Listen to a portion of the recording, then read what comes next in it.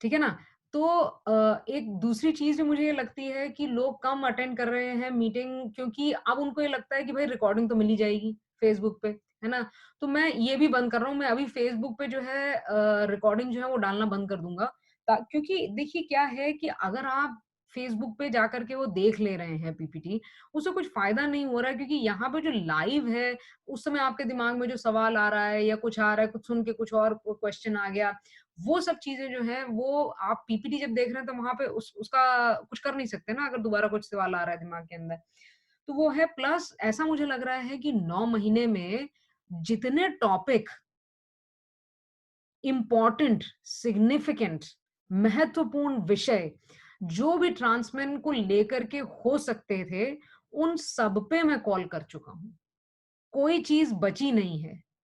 In fact जो important चीज़ें हैं, जैसे कि टॉप सर्जरी है, उसके ऊपर 3 कॉल्स हो चुके हैं, जिसमें 3 सर्जन्स को हमने बुलाया था, है ना? तो मैं वही सोच रहा हूँ कि अब जो है आज से ये कॉल जो है, ये हम सिर्फ़ 2 बुधवार को किया करेंगे, ठीक है? क्योंकि देखिए मेरा बहुत समय जाता है, बहुत मुझे प्रिपरेशन करनी पड़ती है, 50 चीज़ें होती हैं, और प्लस जैसा कि मैंने बोला कि भैया ऑलरेडी जो है जितने भी महत्वपूर्ण विषय, इम्पोर्टेंट टॉपिक हैं, उन पे कॉल मैं कर चुका हूँ। तो अब ऐसा करेंगे कि महीने का जो पहला बुधवार है, उस बुधवार को हम जो है कोई एक सर्जन को बुला लें या किसी एक इम्पोर्टेंट पर्सनैलिटी को बुला करके एक क्वेश्चन आंसर सेशन कर दें। ये बहुत अच्छा रहेगा, और एक सेशन जो है वो आस्क अभी का होगा, जो लास्ट वेडनेसडे होगा, जिसमें आप जो भी आपके सवाल हैं वो आप पूछ सकते हैं। ठीक है ना? तो अब ऐसा करते हैं कि हम सीधे सवालों का ही सिलसिला जो है वो शुरू करते हैं। तो मैं सवाल खोलता हूँ। अ सवाल बहुत आए थे, तो ये क्या है, मतलब जितने लोगों ने सवाल भेजे थे, कुछ इतने सारे सवाल, और लोग उसके आधे भी नहीं हैं यहाँ पर। आधे क्या, आधे से भी मतलब 1 तिहाई, 1/10वाँ भाग भी नहीं आया है। तो क्या लोग बस खाली सवाल जमा करके और भाग गए? आंसर नहीं चाहिए किसी को?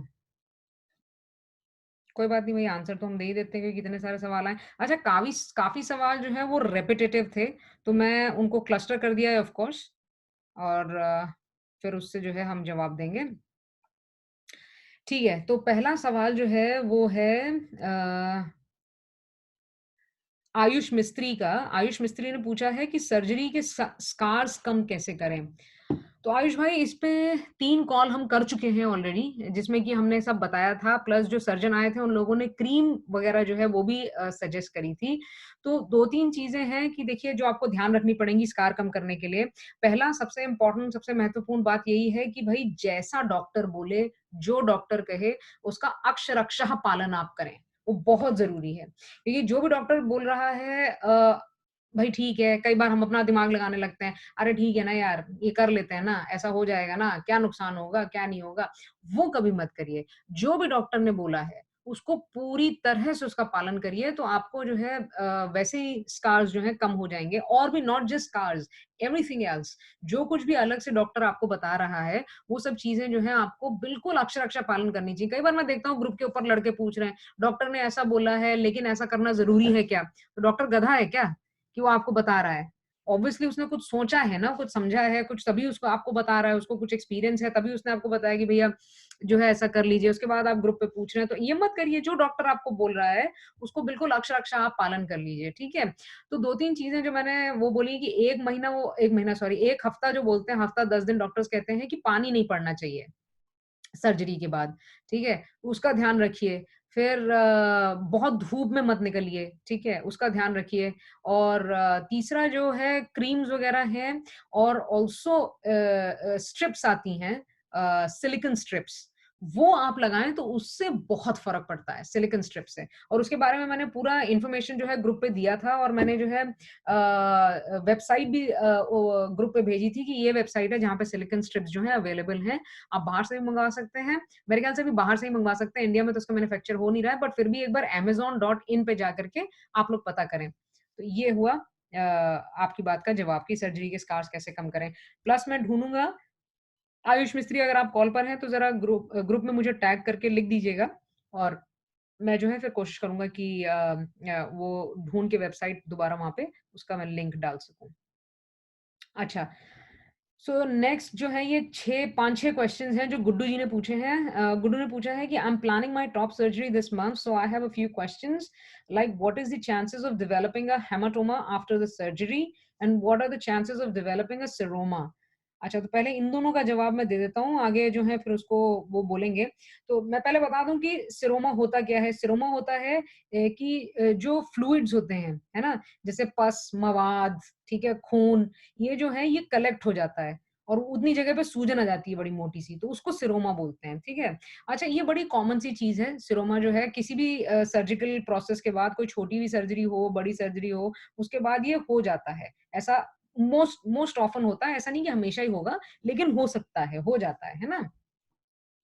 ये होता है सिरोमा, ठीक है? और हेमाटोमा क्या होता है, वो भी वही चीज़ है, हेमाटोमा सेरोमा फॉर्मेशन जो होती है, वो वुंड हीलिंग जो होती है, उसके ऊपर बहुत ज़्यादा जो आपका जो घाव है, उसका जो भरना है, उसका ठीक होना है, उसको नेगेटिवली अफ़ेक्ट करती है ना? तो वो ध्यान देने वाली बात है बहुत ज़्यादा। ये तो हो ही जाता है। अब इसमें क्या है कि जैसा डॉक्टर बोल रहे हैं, वैसा आप करिए। जैसे डॉक्टर आपको बोल रहा है, वैसा आप करिए।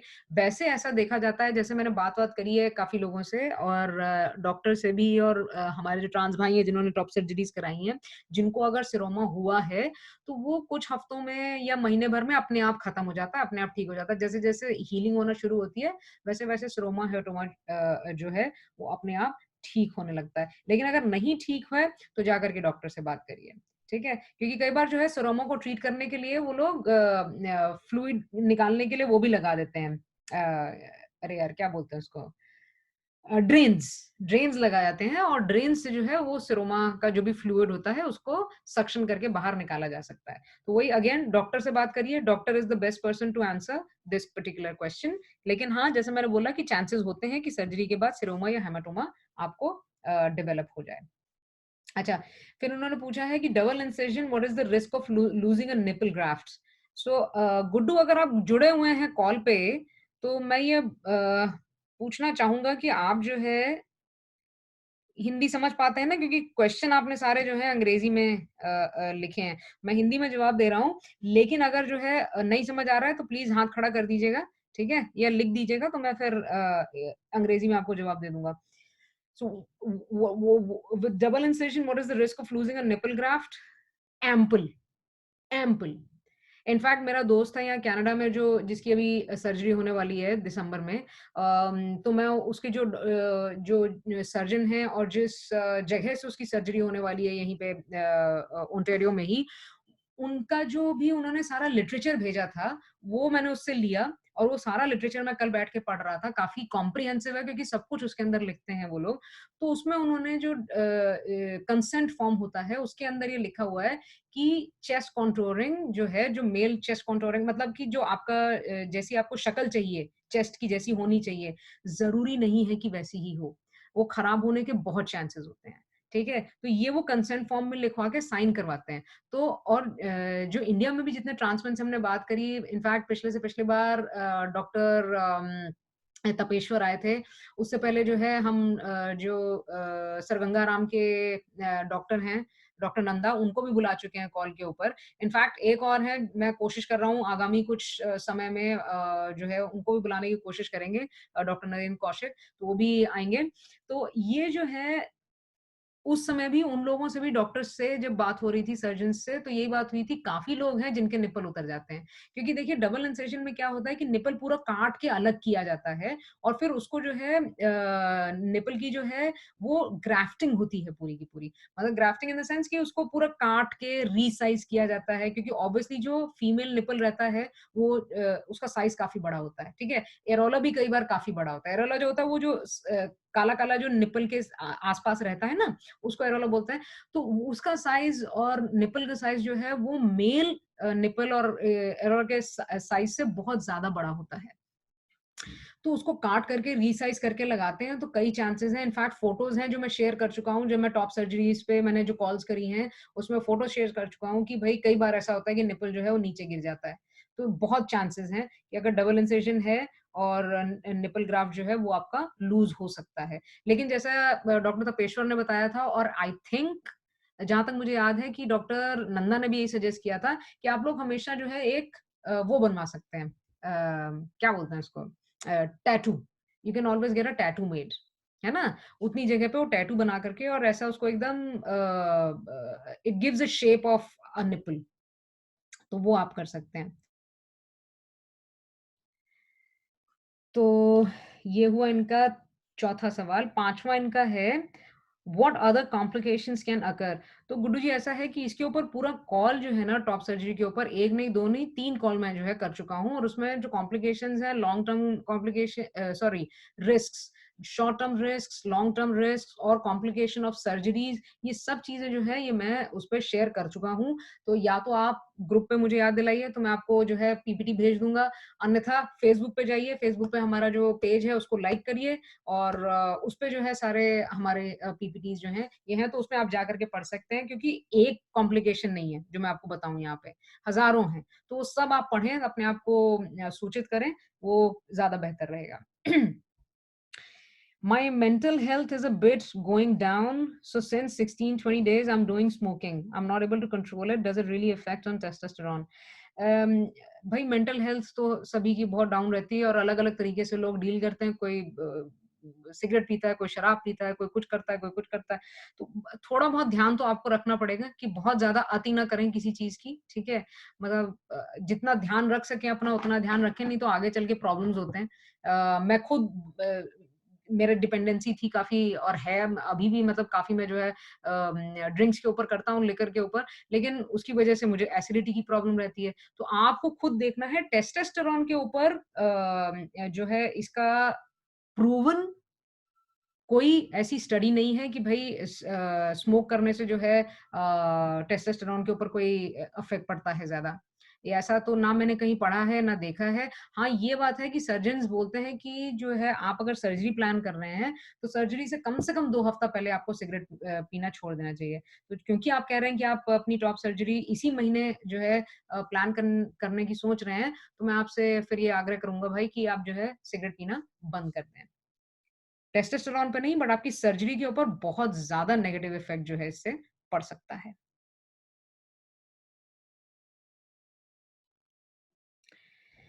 तो अगला सवाल नितिन कौशिक का है।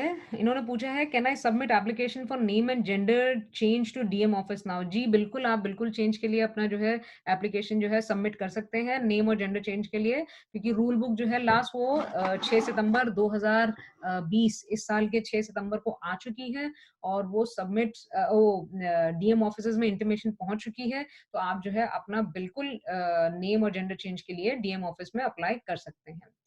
Someone told me that no DM is appointed throughout India, so you cannot apply now. अ, मतलब ये यही बात है ना कि मैं सबसे यही आग्रह करता हूँ कि भाई अगर नई इन्फॉर्मेशन है, नहीं पता है, तो कम से कम मिसगाइड तो मत करो यार। मतलब ज़रूरी नहीं है कि आपको हर चीज़ पता हो, ज़रूरी नहीं है कि आपको हर चीज़ का जवाब देना है। इसका मतलब क्या हुआ कि डीएम अपॉइंटेड नहीं है थ्रू आउट इंडिया? इसका मतलब क्या हुआ? It does not even make sense. Her district का एक डिस्ट्रिक्ट मजिस्ट्रेट होता है और है। तो आप और वो जो है ये 6 सितंबर को जैसा मैंने बोला वो जो आया है रूल बुक वो ऑलरेडी वहाँ पे डिपॉज़िट हो चुकी है, डीएम्स के पास इंटीमेशन है और आप जो है जाकर के फ़ौरन अभी अप्लाई कर सकते हैं, there is absolutely no problem. और आपको जिसने बताया है ज़रा उसका नाम मुझे बताइएगा, नितिन कौशिक जी कॉल पर हैं, तो मैं ज़रा उन भाई से बात करूँ, उनसे पूछूँ कि डीएम का फुल फॉर्म भी पता है क्या आपको? मतलब मैं आपसे भी ये बात आग्रह कर रहा हूँ जितने लोग कॉल पे जुड़े हुए हैं भाई कि अगर नहीं पता है ना मना कर दीजिए कि भाई हमें नहीं पता है। There is no shame, there is no insult in accepting कि कुछ नहीं पता है। मुझे नहीं पता होते कई चीज़ें यार, मैं इतना रिसर्च कर रहा हूँ, इतना सब करता हूँ, इतना पढ़ता हूँ, उसके बावजूद मैं जब मेरे को नहीं पता तो मैं मना करता हूँ कि भाई मुझे नहीं मालूम है और मैं पता करके बताऊँगा। यही कह दीजिए, ज़्यादा से ज़्यादा बोलिए कि ग्रुप पे पता कर लो। मिसगाइड मत करिए ना। थर्ड सवाल, please tell me if I want to change name and gender now in Bangalore then what I need to do?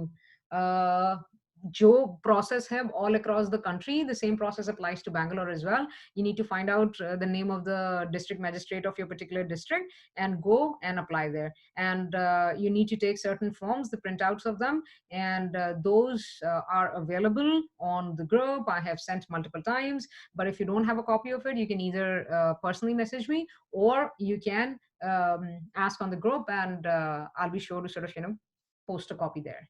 That you need to take along with you. So that's very important. अच्छा, अगला है, I urgently need to change my government ID card. Please suggest me. तो वही, it's the same thing, Nitin Kaushik. The same process that you need to do. You need to go to the DM's office and take along with you the printouts. It's the same process for it. अच्छा, अगला सवाल है, Ranjan, before surgery I will get certificate as male और not? बिल्कुल मिल जाएगा, you will get the certificate as male. अगर आपके पास दो तीन चीजें होनी जरूरी है, या तो आपके पास जीआईडी हो, gender identification, gender identity disorder का जो सर्टिफिकेट आपको मिलता है साइकाइट्रिस्ट से, वो आपके पास होना चाहिए, should be in possession of a GID. और else if you have started your hormones, अगर आप बड़ी खिचड़ी पकड़ी, मैं पहले अंग्रेजी बोल देता हूँ फिर हिंदी में बोल देता हूँ। So, Ranjan, if you haven't got the surgery done, no problem. If you have your GID certificate from your psychiatrist, or if you have started your hormonal therapy, that is if you've already started your testosterone injections, then you can, without the surgery, also get your certificates as mail. तो हिंदी में कि भई अगर आपने जो है GID है आपके पास आपके साइकियाट्रिस्ट का, या आपने जो है एचआरटी शुरू कर दिया है, टेस्टोस्टेरोन के इंजेक्शन शुरू कर दिए हैं, तो बिल्कुल आप जो है मेल जो है चेंज करवा सकते हैं, कोई दिक्कत नहीं है। अगर सर्जरी नहीं भी हुई है, कोई प्रॉब्लम नहीं है। अच्छा, ज़ंस्कार ने पूछा है, how did you grapple between the desire to transition in family, pre everything, and feel the kindest way to do it, cut yourself off completely and then come back after you have transitioned, but how was the journey for you? Zanskar, देखता हूँ भाई ये जुड़े हुए हैं क्या? मुझे ये लगता रहता है कि भाई मैं हिंदी में जवाब दे देता हूँ, नहीं है मेरे ख्याल से। अच्छा, मैं हिंदी में बोल रहा हूँ फिर, मैं एक लाइन में इनको बता दूंगा फिर अंग्रेजी में। और मुझे थोड़ी परेशानी हो जाती है सोच करके, मैं अगली बार से ये भी क्वेश्चन डाल दूँगा, आस्क अभी वाला जो होगा, जैसे कि मैंने बोला कॉल के शुरुआत में कि महीने के अंत का जो बुधवार होगा वो आस्क अभी होगा, आप अपने सवाल पूछ सकते हैं। तो उसमें मैं एक कॉलम और जोड़ दूँगा, डू यू नो हिंदी और नॉट? क्योंकि ये जो कॉन्स्टेंटली टू एंड फ्रो करना पड़ता है, उसमें थोड़ी कन्फ्यूजन हो जाती है। तो ज़ंस्कार ऐसा है कि मैं प्री ट्रांज़िशन हूँ अभी, मैंने ट्रांज़िशन कराया नहीं है, ना मैं अभी एचआरटी शुरू किया है, ना सर्जरी है, कुछ नहीं हुआ है। तो लेकिन इसका मतलब ये नहीं है कि फैमिली के साथ प्रॉब्लम नहीं है, क्योंकि ऑब्वियसली फैमिली जो है वो चाहते हैं बच्चे एक सर्टेन एज पर आ जाएँ कि भई अब शादी हो जाए, सोसाइटली अप्रूव्ड वे में। तो मेरे ऊपर भी बहुत प्रेशर था, परिवार वाले बहुत प्रेशर बना के रखे हुए थे, और मैं एक बहुत ही एजुकेटेड फैमिली से हूँ, मतलब exaggeration नहीं होगा, if I can say as educated as it can get. I have like doctors and IAS officers in my family, my immediate family, but I suppose when it comes to, मैं सोचता हूँ कि जब ये ऐसी किसी चीज की बात आती है जो सामाजिक है, जो सामाजिक नियम बनाए हुए हैं समाज ने, जो नेसेसरली ठीक नहीं है, उस पर आती है, तो सारी पढ़ाई लिखाई एक तरफ हो जाती है और सब लोग जो है उनको ये लगता है कि नहीं, जो समाज बोल रहा है वही करना चाहिए। तो मेरे परिवार में भी वही था। तो बहुत मैंने फिर जो है घर में बोला कि नहीं अभी शादी नहीं करना चाहते हैं। फिर मैंने शहर छोड़ दिया जहाँ से था मैं।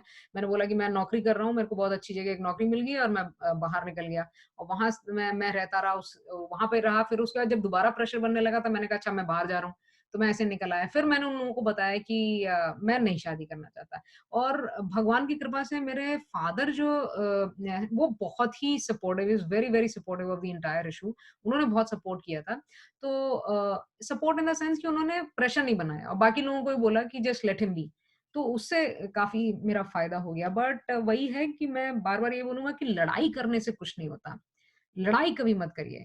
जितना आप लड़ेंगे, वापस गाली देंगे, वापस आपकी लड़ाई होगी, कोई कोई फ़ायदा नहीं है उसका। There is absolutely no benefit of it. तो मैं एक ही जो मेरे को इतने मैसेजेस आते हैं, डेली कॉल्स आते हैं हफ्ते में, उन लोगों को मैं एक ही चीज़ समझाता हूँ जो बोलते हैं कि भाई घर वाले बहुत परेशान कर रहे हैं। Be financially independent. पैसा कमाना शुरू करो। क्योंकि एक बार जब आप पैसा कमा रहे हो, आप फाइनेंशियली इंडिपेंडेंट हो गए ना, फिर आप घर छोड़ दो। बहुत से ऐसे शहर हैं जहाँ पे आप रह करके बहुत अच्छे से मुंबई एक बहुत अच्छा शहर है। मुंबई एक ऐसा शहर है जो मुझे यूरोप की याद दिलाता है कई बार। मुझे ऐसा लगता है कि यूरोप आ गए क्योंकि किसी को किसी से कुछ लेना-देना ही नहीं है। मतलब आप एक फ्लोर पे रह रहे हैं साल भर से आपको पता ही नहीं है कि 3 और फ्लैटमेट कौन है वहाँ पे 3 और जो फ्लैट्स हैं वो कौन रह रहा है उसके अंदर। मुंबई एक शहर हो गया, पुणे एक बहुत अच्छा शहर है। ऐसे जो शहर हैं इनमें बाहर निकल जाइए। पैसे कमाइए और बाहर निकल जाइए। घर में रह के लड़ाई मत करिए। ये मैं सबको बोलता हूँ और यही मैं आपको भी ज़ंस्कार बोल रहा हूँ कि पैसा कमाना शुरू करिए और घर से निकल जाइए।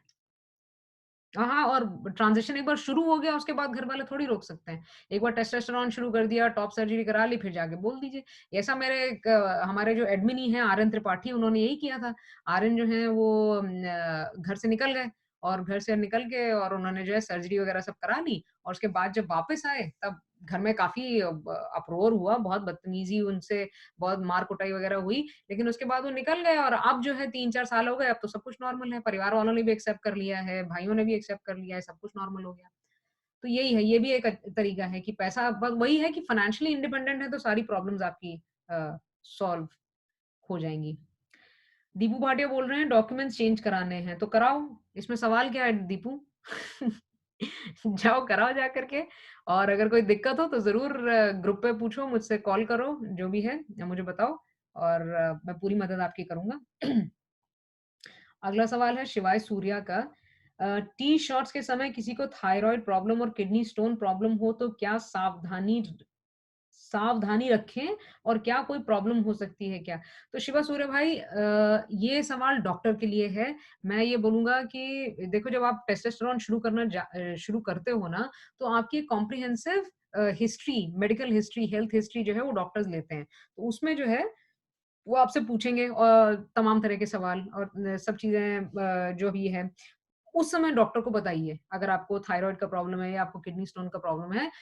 एक बात जो मैंने पढ़ी थी ना, मैं आई थिंक प्रेमचंद का कोई नॉवल था, निर्मला या पता नहीं कौन गबन या कोई तो नॉवल था प्रेमचंद का, मैं बहुत पढ़ता था और मैं अभी भी बहुत पढ़ता हूँ। मुझे पढ़ने का इतना शौक है, मैं महीने में कम अगर 3-4 किताब ना पढ़ लूँ ना, तो मतलब खाना नहीं पचता है, ऐसी ऐसी हालत है। मैं पढ़ता बहुत हूँ। आप लोगों को भी यही बोलूँगा कि पढ़िए, पढ़ने से बहुत एक्सपोज़र मिलता है।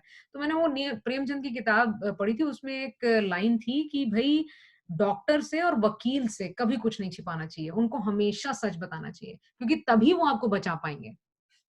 तो इसलिए अपने डॉक्टर से कभी कुछ मत छिपाइएगा कि भई अगर मैंने बोल दिया तो हो सकता है टेस्टोस्टेरोन ना दे, हैं? या हो सकता है सर्जरी ना करे। वो ये भी हो सकता है कि आप बचे ही ना, कुछ करने के लिए। तो ये ध्यान में रखिए ना, डॉक्टर से कभी कुछ मत छिपाना। हमेशा जो प्रॉब्लम है डॉक्टर को बताइए। तो शिवाय आपको भी मैं यही बोलूँगा कि डॉक्टर से जो है आप ये बात पूछिए अपनी। ठीक है, ये क्या हो गया? स्टक हो गया। 1 सेकंड दीजिए ज़रा ये हैंग हो गया है फ़ोन।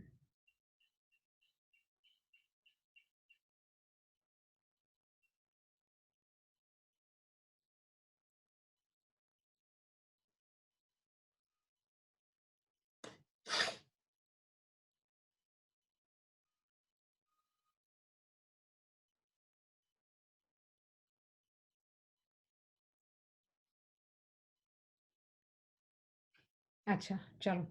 ये आईफ़ोन है, खाली इन्होंने अपना नाम नहीं लिखा है। ये पूछ रहे हैं कि भैया मेरे डिस्ट्रिक्ट का डिस्ट्रिक्ट मजिस्ट्रेट पता करके बता दीजिए और उन्होंने अपना लोकेशन दी है कि ये कहाँ रहते हैं। तो भैया मैं तो नहीं बता पाऊँगा, मैं लोकेशन आपकी मैंने देख ली है, पढ़ ली है, लेकिन मैं यहाँ बैठ के आपको नहीं बता सकता कि आपका डीएम कौन है, वो तो आपको खुद ही फाइंड आउट करना पड़ेगा। तो इसका सबसे आसान तरीका है जो मैं सबको बोलता हूँ nic.in nic.in ये वेबसाइट है, इस पे हर तरह की सूचना जो है अवेलेबल रहती है, हर तरह की इन्फॉर्मेशन अवेलेबल रहती है। तो उस पे जाइए और जाकर के जो है पता करिए, उसमें आपको डीएम का वो मिल जाएगा। अच्छा इन्हीं का दूसरा सवाल है गैजेट का जो गैजेट का जो प्रोसेस है वो खत्म हो गया है क्या? नहीं, गैजेट का प्रोसेस खत्म नहीं हुआ है, क्योंकि देखिए जब नाम जो बदलता है, वो तो गैजेट में पब्लिकेशन के बिना नाम बदल ही नहीं सकता है। वो तो गैजेट में पब्लिकेशन करना तो उसका प्रीरेक्विज़िट है, वो तो होगा ही होगा। लेकिन अब मैं ये बात जो बात सबको बार-बार बोलता हूँ, कल मोहुल का भी मैसेज आया था, उनको भी मैं यही बता रहा था कि अगर अब जो है 6 सितंबर के बाद जो टीजे आ गया है हमारा इस साल जनवरी 2020 में, transgender protection of rights act, वो आ गया है, और उसके बाद अब 2 जो है इसकी रूल बुक आ चुकी हैं। इसके बाद जो है सब कुछ डीएम ऑफिस से होगा। तो आप ये नहीं है कि आप गैज़ेट ऑफिस चले जाइए और वहाँ जाकर के सीधे छपवा दीजिए और नाम जुड़ जाएगा। आप सबसे पहले डीएम ऑफिस जाइए, जो मैं पहले भी बार-बार ये बात बोलता हूँ कि डीएम ऑफिस जाइए और वहाँ जाकर के पता करिए कि कैसे होगा, वही आपको गाइड करेंगे और फिर आगे जो वो बोले वो करें आप। तो जैसे कुछ भी करवाना है आपको, वोटर्स आईडी, आधार कार्ड, स्कूल का जो है, स्कूल के, अब स्कूल के लिए भी आप सीधे बोर्ड ऑफिस नहीं जाना है आपको, आपको डीएम ऑफिस जाना है। अच्छा, और दूसरा जो है, मैं जैसे पढ़ रहा था, मैंने रूल बुक पढ़ी है जो सितंबर वाली है, उसमें ये लिखा हुआ है कि जब आप आधार कार्ड या वोटर्स आईडी कार्ड बदलवाने डीएम ऑफिस जाओगे, तो वहीं से आपके 10-15 जो गवर्नमेंट आईडी है, वो वहीं से सीधे चेंज हो जाएँगी। आपको कुछ करने की ज़रूरत ही नहीं है, कहीं पे भी। कोई रेप्लिकेट करने की प्रोसेस की ज़रूरत नहीं है, तो वो सीधे वहीं से हो जाएगा। तो ये एक बहुत बड़ी अच्छी बात है, जो ये वो हो जाएगा।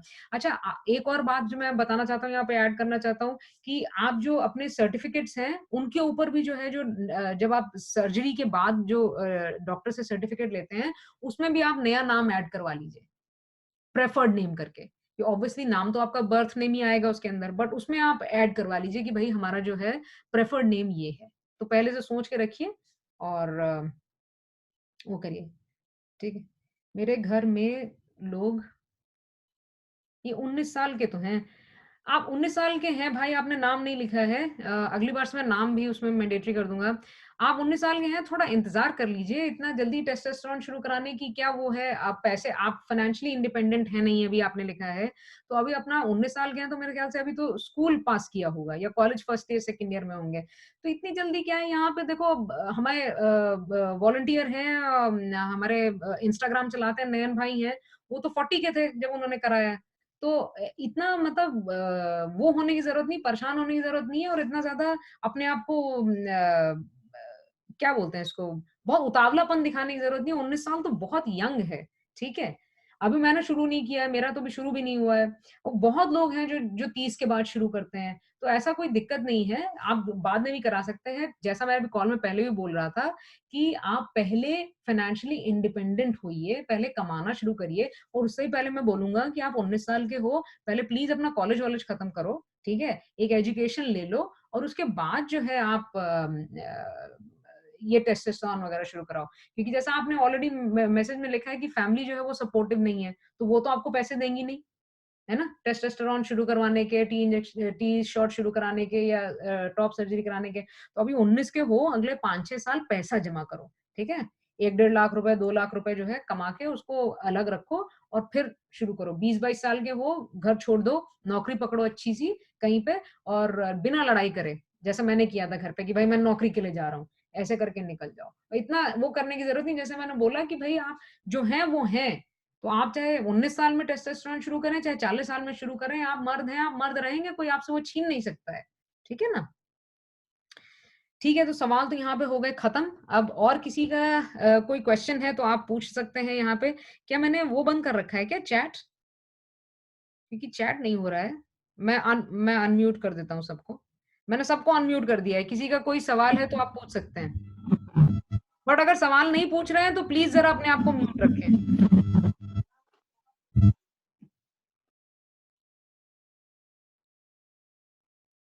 नहीं है? चलिए फिर, बंद करते हैं फिर कॉल। ठीक है, तो अच्छा सेशन रहा आज, काफ़ी सवाल आए और काफ़ी सवालों के हमने जवाब दिए, बहुत बढ़िया। तो मैं फिर आप लोगों को एक बार दोबारा याद दिलाना चाहूँगा 2-3 चीज़ें। पहली ये कि अब से जो है बुधवार की मीटिंग सिर्फ़ महीने में 2 बार होगी। महीने का पहला बुधवार और महीने का आखिरी बुधवार। और महीने का पहला बुधवार जो है वो हम लोग आपस में पोल करके टेलीग्राम पे तो बहुत अच्छी-अच्छी चीज़ें हैं, तो टेलीग्राम पे हमारा पोल भी है, तो पोल पे करके और आपस में हम लोग डिसाइड करके जो है कॉल करेंगे और या फिर कोई बड़ा सर्जन या जैसे मैं सोच रहा हूँ कि अभी डॉक्टर नरेंद्र कौशिक को बुलाने की और बाकी एक आध सर्जन है फेलोप्लास्टी पे उनको बुलाने की, तो वो करेंगे और हर महीने का आखिरी बुधवार जो होगा वो आस्क अभी ही रहेगा आपसे। तो उसमें आप सिर्फ जो है अपने सवाल पूछिए, जो भी आपके सवाल हैं, वो आप पूछ सकते हैं और ये 2 अब हम लोग करेंगे। ये हुई पहली बात। दूसरी बात हुई कि हमारे वॉलंटियर्स हैं, बहुत ही कमिटेड नयन तेंदुलकर हैं, वो हमारा इंस्टाग्राम चलाते हैं और हमारे क्या नाम है इनका प्रियांक प्रियांक अग्रवाल हैं देहरादून से, वो जो है हमारे वॉलंटियर हैं, वो फ़ेसबुक चलाते हैं, तो ये जितनी भी कॉल्स होती हैं, जितना भी कुछ होता है, ये सब रिकॉर्ड करके मैं वहाँ पे भी डालता हूँ, पीपीटीज़ भी डालता हूँ, बाकी इन्फॉर्मेशन भी वहाँ पर आती है, तो आप लोग जो है जाकर के इंस्टाग्राम और फ़ेसबुक ज़रूर लाइक करें, ठीक है? ये यहाँ पे नीचे दे रखा है देखिए इंस्टाग्राम @हैप्पी ट्रांसमैन और कोई भी इश्यूज़ हैं, मेल कर सकते हैं और कोई भी बात है, मुझे कॉल करिए, मुझे मैसेज करिए, कोई दिक्कत नहीं है, किसी भी टाइम, ठीक है? तो आशा करता हूँ आज की कॉल अच्छी रही होगी और आप लोगों से अगले बुधवार मिलते हैं। बहुत-बहुत धन्यवाद आप सभी लोगों का। Thank you. Bye bye. Yeah, bye. Thank you. Bye bye.